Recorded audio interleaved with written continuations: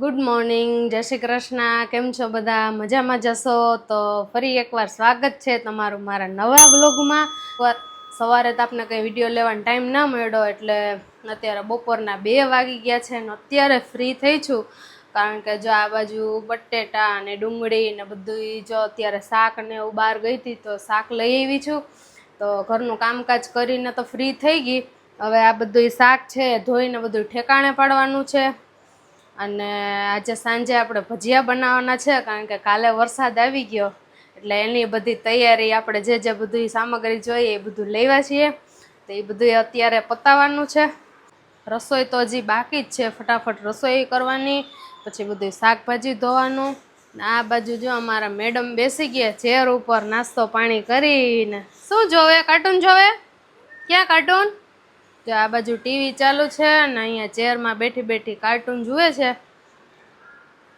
તો મનસ્વીબેન રમે ત્યાં સુધીમાં બધી રસોઈ કરી લો. હજી મેનુમાં શું બનાવવું એ નક્કી કરવું પડશે તો એ કરી લઈએ. પછી શાક બાક બધું ધોઈને એ ઠેકાણે પાડવાનું. હજી કપડાં મશીનમાં એમ જ પડ્યા છે, સૂકવવાના હજી બાકી છે તો એ કરવું જોઈએ. કારણ કે હવે ચોમાસાની શરૂઆત થઈ ગઈ એટલે કપડાં સુકાવવામાં થોડોક પ્રોબ્લેમ થાય. એટલે હવે અત્યારે થોડુંક ઢાબર જેવું તો થઈ ગયું. આજે વરસાદ તો આવશે જ, એ પહેલાં કપડાં સૂકવી દઈએ એટલે જેટલા સુકાય એટલા સુકાય, બાકી પછી રાતે પંખે નાખી દેવાના. તો ચલો બધું ફટાફટ કામ છે એ પતાવી લઉં. રસોઈની તૈયારી ચાલુ કરી દીધી છે ને રસોઈમાં મનસ્વી માટે આલુ ટીકી બનાવવાની છે. બધા વેજીસ ને આ બાજુ જો બધું તૈયાર થઈ ગયું છે. બટેટા અને પૌવાની તો મિક્સ કરવાનું ચાલુ થઈ ગયું. બધું મિક્સ કરી અને પછી જો આ બાજુ બ્રેડ ક્રમ્સ લીધા છે ને આ મેંદાની ચોખાના લોટની પ્યુરી છે. આમાં ડીપ કરી પછી આનું કવર કરવાનું ક્રમ્સનું, પછી ઘીમાં સરસ શેકી લેવાનું એટલે મોજે મોજ આવે. છોકરાઓને છે ને એ બાને બધા વેજીસ ખાવા મળે અને મજા આવે. તો અત્યારે અમારી મા દીકરીની તો જો આલુ ટીકી છે ખાવાની એટલે મોજ આવશે. તો તમારે મેનુમાં શું છે એ જણાવજો. બાકી તો આ ટીકી એકવાર બનાવવાની ટ્રાય કરજો, બહુ જ મજા આવશે. અને બેબી માટે તો ખાસ આ સ્પેશિયલ ટીકી બનાવવી જ જોઈએ.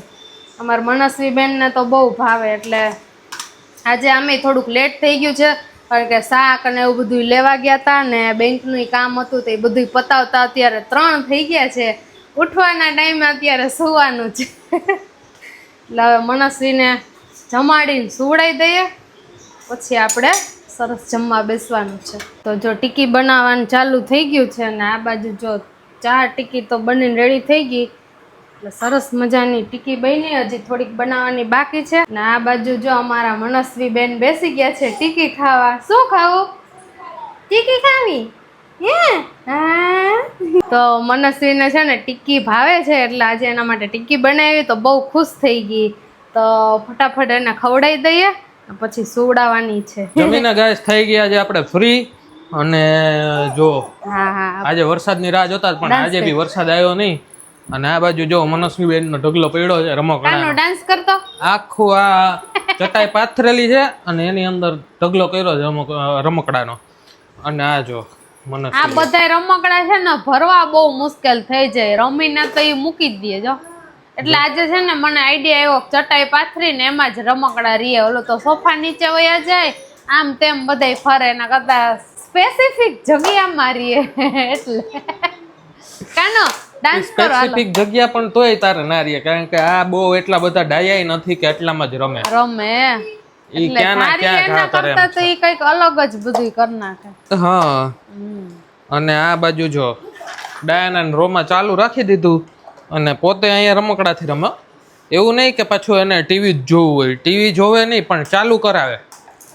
બધું મિક્સ માં જોઈએ અને રમવા. શું કરે છે મનસ્વી? તું શું કરે છે એમ? એનું પેલું ક્યાં નીચેનું ક્યાં એનું? એ તો હજી ક્યાં આડાવડું હોય છે. બલ્લે બલ્લે કરો તો કાનો ડાન્સ કરો. ડાન્સ કરતો મનસ્વી? હાલ તો આપો એક વસ્તુ. ઓલે ડાન્સ કર. ના કરે તું કે નહીં કરે તો શું જોઈએ. તો ગાઈસ જો મનસ્વીનો ઢગલો બધો રેડી કરવાનો છે અને આપણે જવાનું છે હવે નીચે ચક્કર મારવા માટે જઈએ. કારણ કે વાતાવરણ વરસાદી તો છે પણ વરસાદ આવતો નથી એટલે ઠંડુ થોડુંક વાતાવરણ છે. અને આજે થોડુંક નીચે મારે સોસાયટીમાં એક કામ છે તો એ બી પૂરું કરી આવીએ. તો ચલો આજનો વ્લોગ અહીંયા પૂરો કરીએ. બરાબર ને ફોરું? બરાબર. વિડીયો ગમ્યો હોય તો લાઈક કરજો, શેર કરજો અને સબસ્ક્રાઇબ કરજો. Bye bye.